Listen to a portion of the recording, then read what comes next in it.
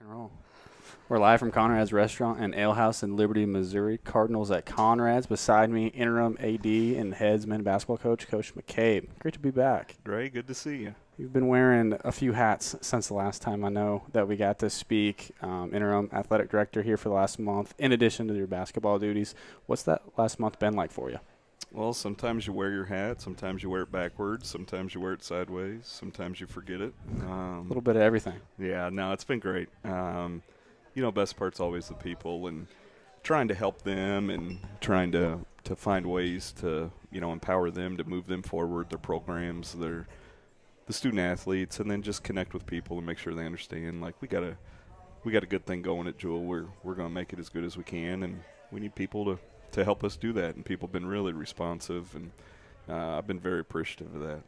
You've been around athletics your whole life, whether at Liberty North or now here, last 5 years at Jewel. Has there been something that in this last month you realized, oh, man, I didn't know this was something that ADs are having to do? Yeah, so I think it's just like any role where, like, you have a vision, you have a plan, and then you get there and you realize how much there is that goes into it.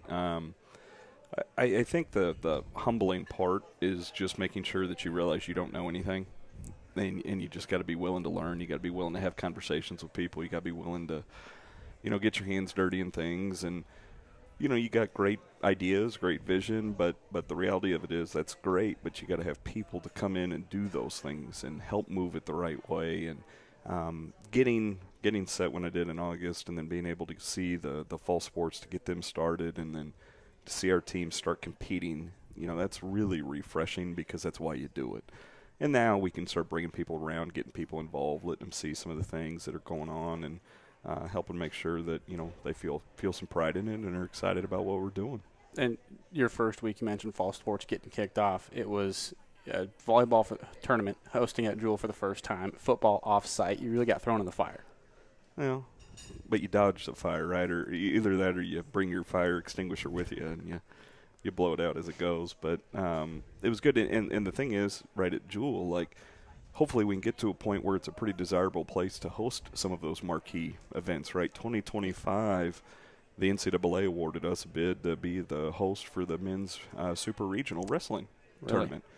So the NCAA recognizes, right, the value in here. And I've been talking with our soccer coach about things we can do around the World Cup coming in. Yeah. Okay. And so, like, what can we do about Jewel to make it not only a great experience for our student athletes, but then can we do more to bring in people from the community, from national organizations to, the facilities are being upgraded and those things. Like, how can we draw and get people involved in those things to take it to the next level? Yeah. You mentioned the facilities getting upgraded. The link, I think, kind of the main one that a lot of people driving past campus see. They see the construction signs out. Do you have an update on the progress for that? Yeah, no, going well. I mean, obviously, lost some weather days. There was that week of storms in August that we were having a fall sports meeting, Gray, and I got done, and Jalen actually walked out and came back and took a picture and sent it, and it looked like we had turned.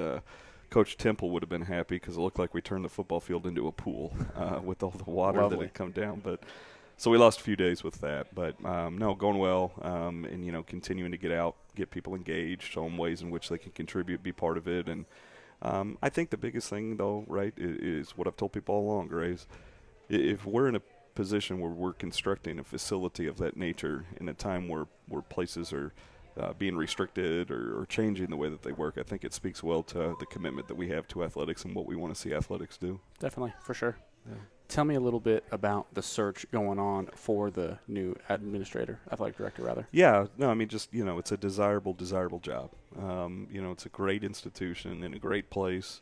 We've got offerings of sports, right? I mean, 24 sports, and so it's a desirable place. But then at the same time, you want to make sure that you do it right. So, we've had a huge amount of applicants, sorting through those on some interviews, and then going and just making sure that people on campus feel comfortable with it, and then ultimately get to a point where we can move forward. So I'll steady the ship as long as they need me to, and somebody will come in and help take us to the next level. That's great. Yeah. One last question here for you is a lot of new coaches kind of coming in staff. You're at one of the more veteran coaches here at William Jewell. Now that you're also in the interim AD role, is there anything that you're doing to kind of support those new coaches, bring them on board, and make them feel comfortable? Oh, I mean, I think that's that's a good question. I don't know if there's anything specific. I think, I think culture, or in some ways leadership, is something that's just cultivated over time. But the real important part of it is trying to empower them to do their jobs in a way in which they feel super empowered to reach their student athletes, to help them achieve. So whether it's a newer coach or a veteran coach, just being somebody who can be a listening ear to them, to bounce ideas off, offer advice. If they've got some problems, come up with some solutions. If they got some projects they want to do, funnel them in the right direction. So just try to empower them. And it's just the same thing, in my opinion at least. It's the same thing you want to do with your team, right? I mean, you want to teach them. You want to help them see the inner workings of things so they know what to do. So then when their time comes to go and do it, they can go and do it. So it's the same thing. It's just, you're working with adults instead of kids. Yeah, definitely. A little bit of a difference there. Yeah. So we're going to bring back our fan question, our fan submitted question. Is this Chase's fault? This is this is Chase's legacy. Legacy being carried on. Okay. Yes, right here. And so our fan submitted question is, if you could listen to one song on repeat for the rest of your life, why would it be the extended version of Freebird? Okay, see, now that's a statement. That's not really a question. So you're telling me it would not be the extended version of Freebird? No, see, hold on. That's a statement. That's not a question. Okay. So what would your song be? Oh, so I get to pick? You can pick. I mean, I'm just throwing, I think, what it should be out there. But you can pick if you think there's one better. Oh.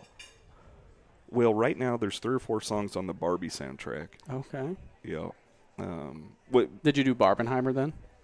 What's that? They had the Oppenheimer Barbie combo. That's a pop culture reference? Yeah. Yeah, that doesn't. No. No. This is a good one. I'd probably need to phone a friend on this one. Okay.